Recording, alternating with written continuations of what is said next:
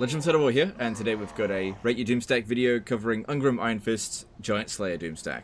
So it looks like he's pretty much maxed it out. He's got character runes on, or sorry, non-character runes on all these guys, although you can actually put these runes on characters, even though it says it can't. They're maxed out experience, he's put it in camp stance, he's got the sharpened weapons, and we're going up against Cetra, where he's got two full stacks, almost full stacks, coming at us here. Auto resolve actually gives us a victory, but it's a pretty bad victory. Losing 4 units of Giant Slayer is definitely not good.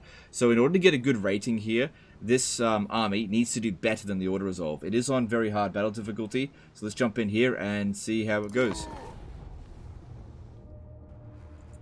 Now the thing is with Slayers is that they do damage really quickly, but they also die really quickly, so you could just blink and the unit will be wiped out. So oftentimes with them, battles will be quite fast-paced.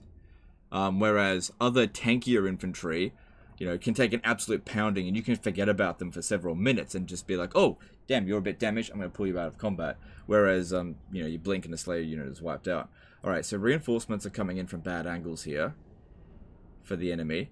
Not going up against a tremendous amount of force. We've got to keep in mind that this is not like an ultimate Doomstack sort of army. This is not anything to match the kind of Nurgle hero Doomstacks that we've seen. This will never compete with something like that. Because this army, going up against regular AI factions, you're just always going to take a lot of damage if you go up against this sort of situation. You're not going to be able to walk out of it without taking much damage. It's not going to be able to take on 3 full stacks, unless it's 3 full stacks of, you know, regular goblins. So what we're going to do here is, I'm not going to camp by this position, I'm going to charge at Cetra straight away. These guys will come up our rear, but we've got about 2 minutes before they come at us. Now, if you're wondering about, sometimes I charge at the enemy, sometimes I don't, it depends on the army that we've got, it depends on the victory chances, and it depends on how you would actually use this army in the first place. This is an army that you would just rush into combat and use. You wouldn't really waste time with runesmiths trying to use spells. You know, Rune of Wrath and Ruin is okay, but I just wouldn't bother with it. So we're going to use it in its intended method. We've got 1 unit here with Vanguard deployment, but that doesn't really matter. You shouldn't put 1 unit out here. It'll just get annihilated if we do that. So I'm bringing it over this side here. That way, Cetra can't meet up with his reinforcements too easily. And we don't want to put them over here because there's water, which lowers our melee attack. So let's go over this way. Will march.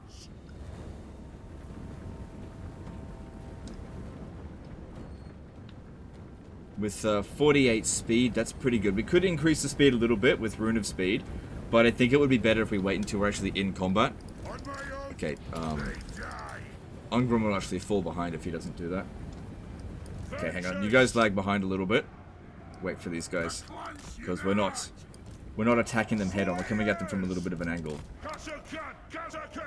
And ideally, we want all of our forces to arrive at the same time.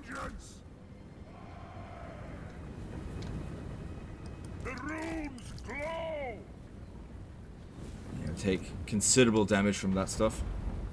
Okay, get in there, get in there. God, look at this one already. Move to the back. Come on, guys, get over there.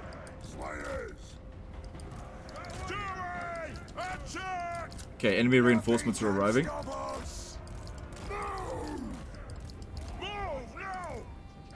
Man, those Ushabti Great Bows are absolutely wrecking us before the battle even really begins. However, they're not in particularly good formation. If we have a look behind us... Oh no, they haven't come in yet. We still got a few more seconds. That's not going to hurt us too much. Alright, there we go. Now, start popping these down.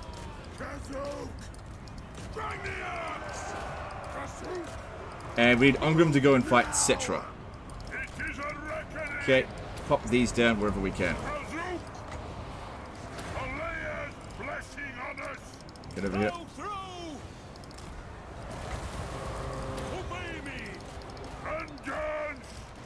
But that is not what I told you to do. Come on, in there. Alright, once we're in combat, they're okay. We're taking damage really quickly, though.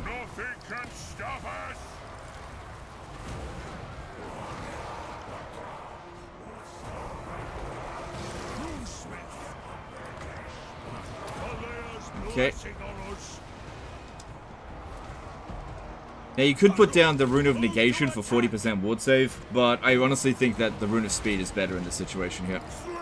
Alright, we've got some of these. Going out of that. This one here is really bad at damage. Pull him out. What are you doing? Come on, how many times do I gotta tell you to go after Cetra? Come over here. Yeah, it was all the Ushabti. They're the ones that did all the damage to us. Okay, these guys here. Move in. Get over here, get to these ones. Hang on. Can you push through there? No, not really.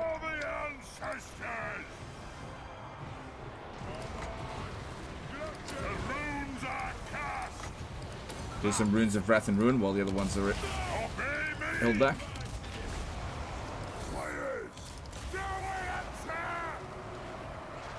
Alright, enemy reinforcements are coming in. Now, the most damaged Slayers need to be pulled out of combat after this. Cetra is down, so that's good. Alright, so anything that's in the 30s or 40s, low 40s, I'm going to pull them to the back here, because we need to do better result than auto-resolve. And I don't think we're going to walk out of this without a Pyrrhic victory, but I think we can get out of this without getting 4 units wiped out, which is what the auto-resolve said was going to happen. Alright, the first army is pretty much defeated. Okay, get these ones here, and let's pull them out.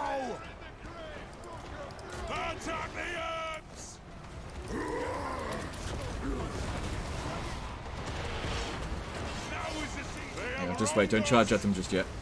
Just gotta get a little bit more organized first. Okay, these guys here moving back. Okay, we're okay. Right, let's move in. Yeah, we're not gonna catch them, so not sure what we can really do about that. Understood, Lord. By the ancestor gods.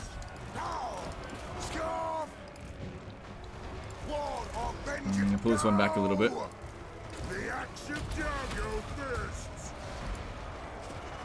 Okay, we need some runes of speed. Okay, now that a lot of these constructs have been wiped out or severely damaged, let's start pushing it over here. Okay, this one here, that one's, as far as I'm concerned, done for the battle.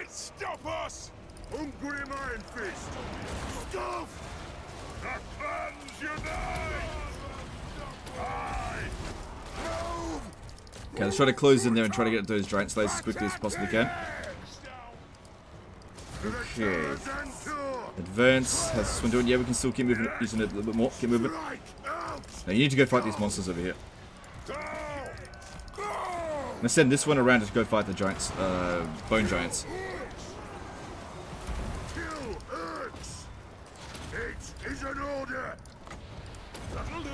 Where is he?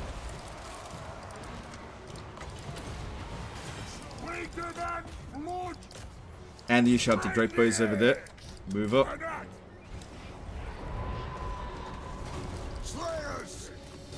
Can't move up over here. Hook those dwarf legs.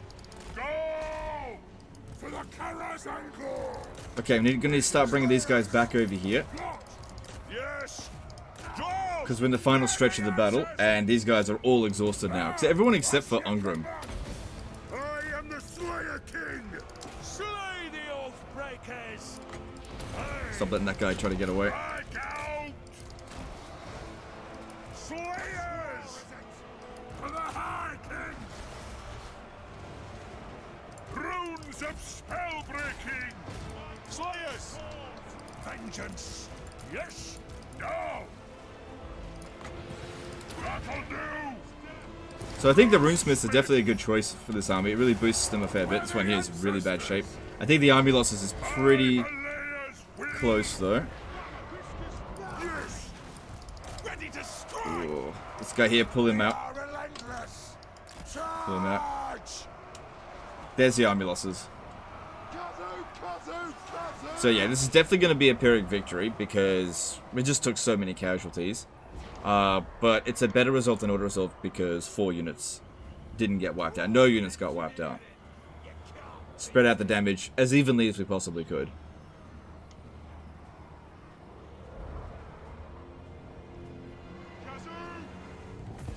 Yeah, that was always going to be a Pyrrhic victory, I think. but the damage is evenly spread out without having to re-recruit new units. But getting a victory with no units wiped out against 2 full stacks, including Cetra, I think that's pretty good for an army that's very replaceable. Because I think that's another thing with Doomstacks to take into consideration. Some Doomstacks take forever to recruit. Some are able to be replaced quite easily. But then they sort of borderline, are they actually Doomstacks? There's quite a few units in there that gave them a lot of grief. Anything with any kind of missiles is going to give these guys trouble because they have no missile resistance whatsoever. And no armor. So the horse archers did a lot of damage to us. But if we have a look here, Cetra did a lot of damage. He was always going to do a fair bit. No other units really did that much to us. So we traded pretty well in every engagement. The Journey's End ability from them is not very useful these days. It's supposed to like keep them alive as long as the hit points are above 75%. But it used to be at above 50%. And that's where it was sort of overpowered. And then they nerfed it to a point where it's actually not very useful at all anymore. Okay, let's have a look at it and see what he's doing and how easy it is to replace. Because we've got to take that stuff into consideration for these Doomstacks. Because these Doomstacks are based on campaign, not for multiplayer or anything else. You wouldn't build Doomstacks in multiplayer.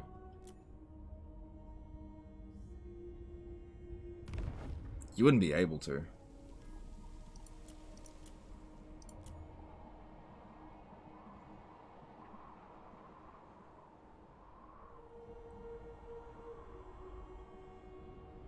Yeah, the big thing with the Slayer Doomstack... whatever. Big thing with the Slayer Doomstack is you've got to be very careful about units getting wiped out. Especially experienced units. You don't want to have to keep starting them from scratch again.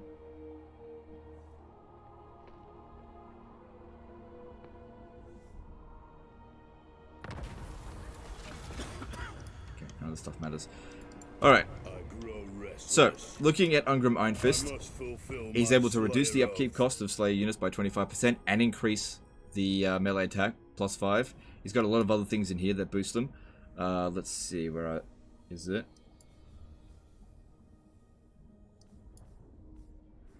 Yeah, more melee attack for Slayers, bonus versus large for Slayers, and that's it. Do you have the Slayer Ward? There it is, for reduced upkeep cost, but anyone else can get that as well. So this army's costing 4,287, each of these costing 186, and that's with 8 supply lines. So it's not overly expensive. The runesmiths are costing significantly more than the giant slayers themselves. And let's see how easy it is to replace them. So in global, okay. They actually take 4 turns to recruit in global. That means they take 2 turns to recruit locally. That actually lowers their effectiveness significantly. Because you might actually be better off going with just regular slayers due to them being replaceable a lot quicker. You do have access to the Regiment of Renown tab, which don't have available here. Let's see if I go here. We're able to recruit giant... Okay, they're tier 4 as opposed to tier 2.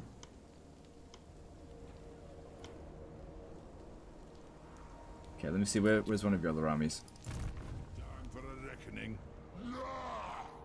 The throng agrees. Yeah, you're able to get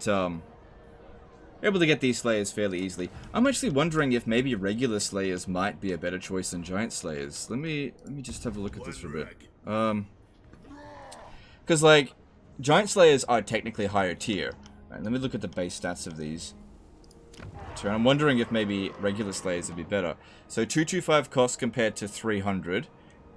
Giant Slayers do have more hit points. They also have a bit more weapon strength. These ones here don't have as much armor piercing, but they do have shields. Well, they don't have a shield, so they can block a few missiles, giving them some degree of missile resistance. 38, 32 melee attack, melee defense respective. 48, 34.